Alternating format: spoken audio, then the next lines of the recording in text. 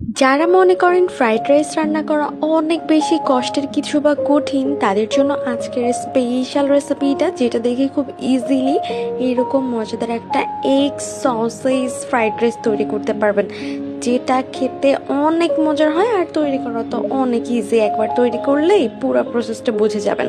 প্রথমেই লাগবে ডিম, যেগুলো থেকে ডিমের কুসুমগুলোকে আলাদা করে নিতে হবে।